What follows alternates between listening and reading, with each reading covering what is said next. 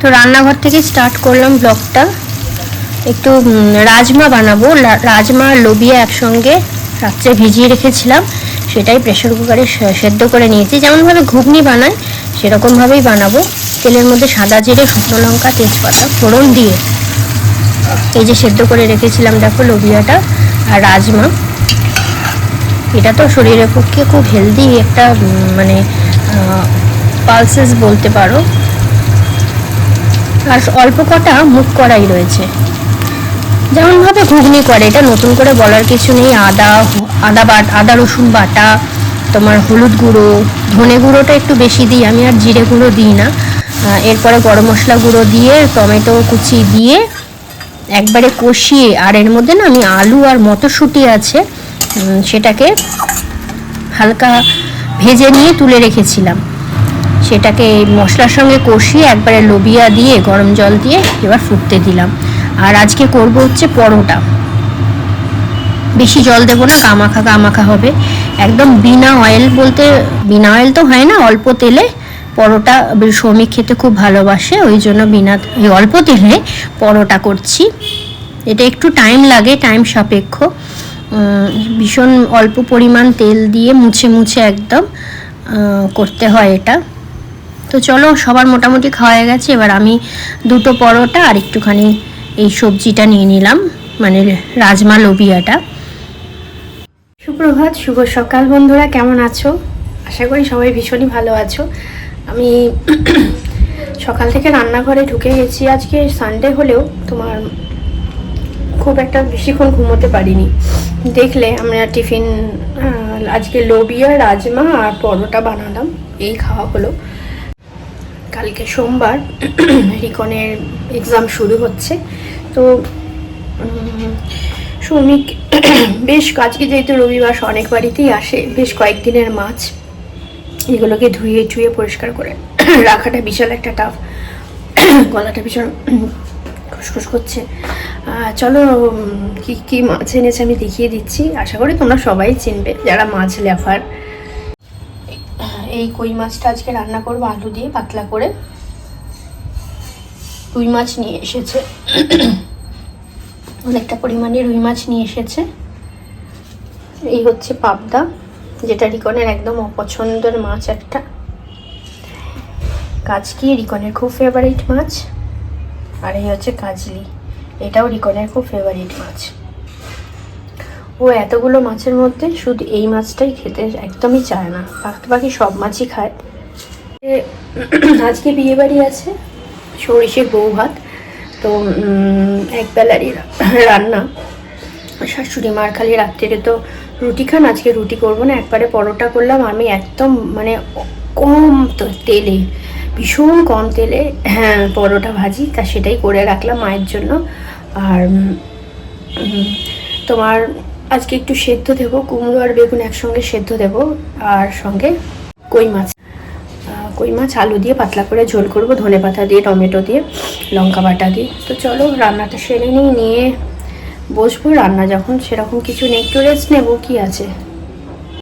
মেশিনে অনেকগুলো কাচাকুচি দেওয়া হয়েছে, হয়তো সেগুলো কাঁচা হয়েও গেছে। এখন এক এক করে ছাদে গিয়ে মেলে আসি সুন্দর করে, তাহলে দুপুরের মধ্যে শুকিয়ে যাবে, তারপর সেগুলোকে আবার ভাঁজ করা হয়ে যাবে।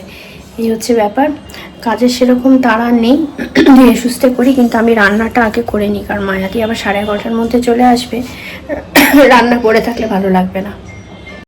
স্নান হয়ে গেছে, 12:15 বাজে। আর এত রোদ্দুর হাওয়া, আমি জানলাতেই নাইটিগুলো দুটো এই জানলায় দুটো আর এখানে একটা, 3টে নাইটি এখানে মেলে দিলাম।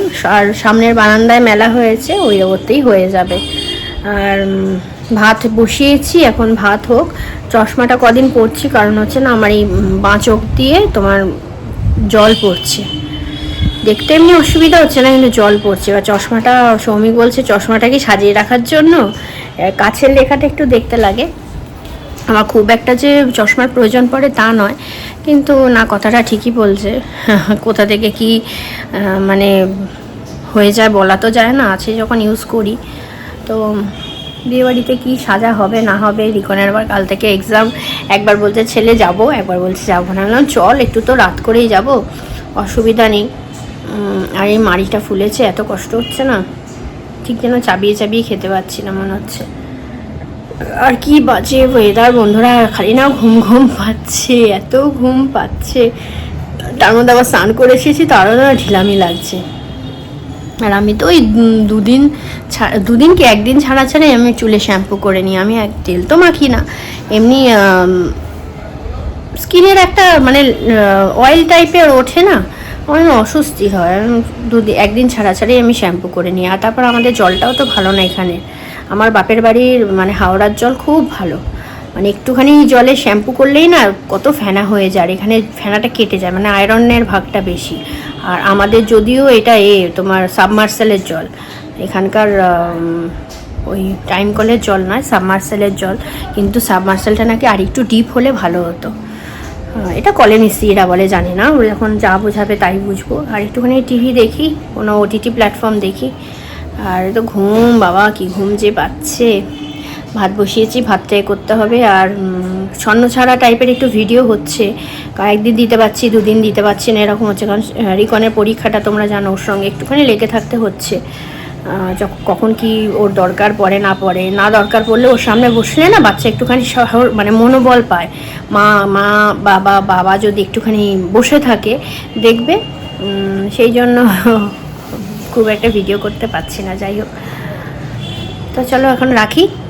বিয়েবাড়ি কিরম সাজগোজ করবো অবশ্যই তোমাদের সঙ্গে নিয়ে যাব, তোমরা একটু দেখো কীরকম লাগছে বলো। তো দুপুরে লাঞ্চ কমপ্লিট করে একটুখানি শুয়েছিলাম। এবার বিকেলবেলা হয়েছে, সৌমিক বলছে তাড়াতাড়ি চা করো, একটু মাথাটা ধরে আছে। তো ওষুধগুলো খাচ্ছে তো ওই জন্য একটুখানি টায়ার্ডনেস রয়েছে সৌমিকের। চা বসিয়ে দিচ্ছি ঘুম থেকে উঠে। তো আমাদের সকালবেলা বিকেলবেলা চা না খেলে ঠিক হয় না, জানো তো, এটা একটা অভ্যাস হয়ে গেছে। বিয়ের আগে আমি চাই খেতাম না, এই বাড়িতে এসে চায়ের নেশাটা আর কি হলো। মানে কি খাবো আমি, কি সকালবেলা উঠে বাপের বাড়িতে যেমন দুধ খেতাম, এখানে কি ওইভাবে দুধ খাওয়া যায় বলো? তখন আমাদের জয়েন্ট ফ্যামিলি ছিল শ্বশুর বাড়িতে, ওইভাবে কি দুধটা খাওয়া যায়?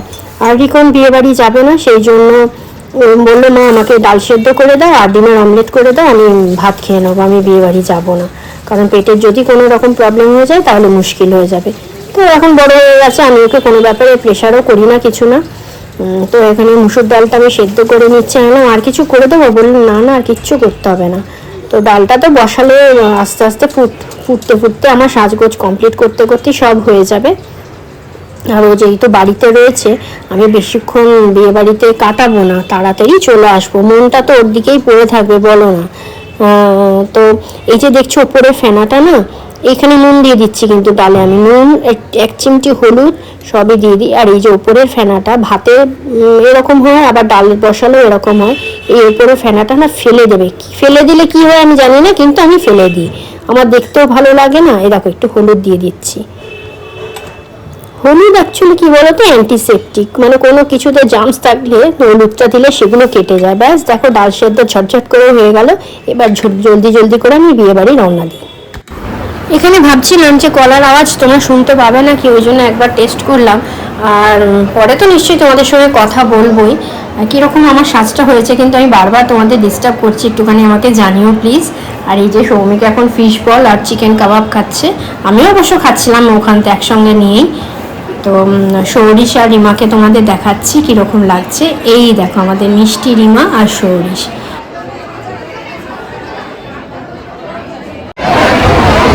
আমার আওয়াজ শুনতে পাবে কিনা আমি ঠিক জানি না, বিকেল থেকে আর কোনো ভিডিওই করিনি, কারণ হচ্ছে এই যে বিয়ে বাড়িতে সেজে গুজে আসার একটা প্রস্তুতি নিচ্ছিলাম। তো দেখলে সৌরিশকে রিমাকে কত সুন্দর লাগছে দেখতে, ওরা যেন সারা জীবন এইভাবে ভালোভাবে থাকে, একসঙ্গে থাকে, এটাই আমাদের কামনা।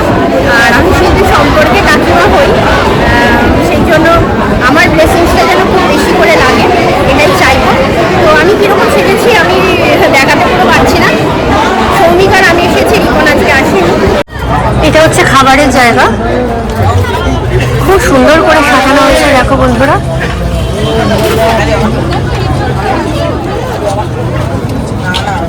দেখাচ্ছি কিরকম করে সাজানো হয়েছে। অনেক রকম আইটেম আছে, আমি একটু দেখাবার চেষ্টা করছি তোমাদের।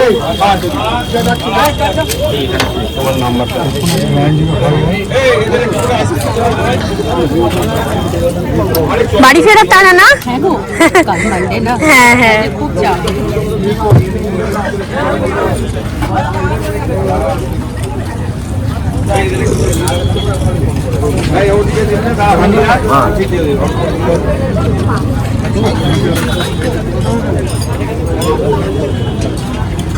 তো যাই হোক, প্রথমে আসতে চাইছিলাম না, কিন্তু সৌমিক নিয়ে এলো বলে তাও এখানটা বেশ ঘুরে ঘুরে দেখতে পাচ্ছি তোমাদের। দেখো পানের জায়গাটা খুব সুন্দর করে সাজিয়েছে।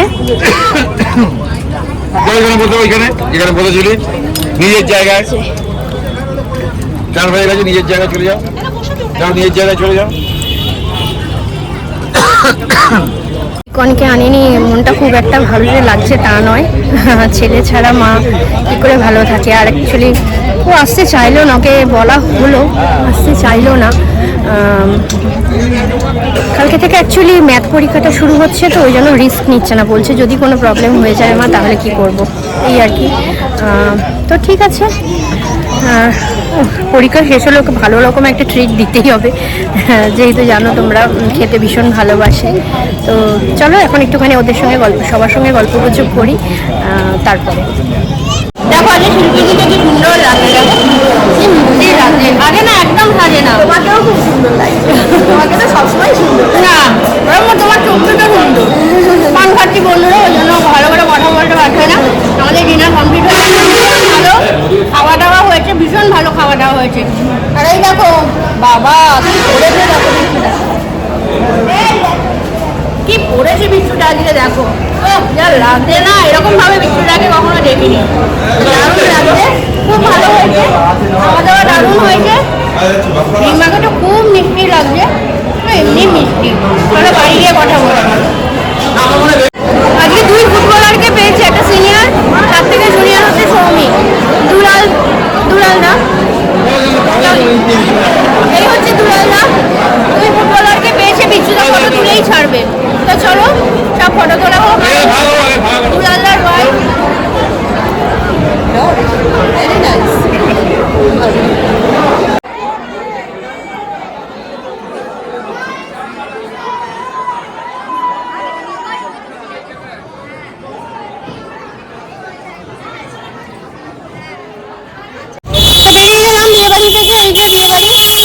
বাবা যা গাড়ি ঘোড়া যাচ্ছে, একদম তো আমাদের বাড়ির সামনেই, ওই জন্য বড়ো গাড়ি না নিয়ে এসে স্কুটি করেই বেরিয়ে চলে এলাম। আর রিকন বাড়িতে একা আছে তো চলে যাই। এখন আমরা দোকানের ছেলেগুলো ঢোকেনি, তো চলো বাড়িতে গিয়ে ব্লগটা এন্ড করছি। কতটা কি শ্যুট করতে পারলাম জানি না, চেষ্টা তো করলাম। পানটা খাচ্ছি, ভীষণ ভালো লাগছে পানটা। তো বন্ধুরা চলে এলাম, এখন 9:45 বাজে। রিকন বলছে কি গেলে, আর দেখো ওখানে ভালো করে দেখেছো কিনা জানি না, আমি এইরকম আজকে সেরেছি। সাজটা একটু আমারই ইউনিক লেগেছে, কারণ এরকমভাবে চুলে জেল দিয়ে করে আমি কখনো ওরকম করি না। তা তোমরা একটু জানিও কিরকম লাগছে। আমার তো রিকনও বলছে বারবার যে একটু হাটকে লাগছে মা, তুমি এরকমভাবে তো সাজোই না। তো আশা করি ভালো লাগছে সবারই। তো বিয়ে বাড়ি তো ভীষণ ভালো করে এনজয় করলাম, রিকনের জন্য একটু তাড়াতাড়ি চলেও আসলাম। তো চলো ব্লগটা এখানেই শেষ করে দিচ্ছি, আর বেশি বাড়াচ্ছি না। তো রাখছি এখানে ভিডিওটা। তোমরা সবাই ভীষণ ভালো থেকো, সাবধানে থেকো, সুস্থ থেকো। আর আমার ব্লগগুলো দেখো, একটুখানি বেশি করে ভিউ করো, বন্ধু বান্ধবদের সঙ্গে শেয়ার করো। লাইক কিন্তু অবশ্যই চাই, আর কমেন্ট মাস্ট, কমেন্ট অবশ্যই জানাবে করে। তাহলে রাখছি, টাটা, গুড নাইট, শুভরাত্রি, সবাই ভীষণ ভালো থাকবে।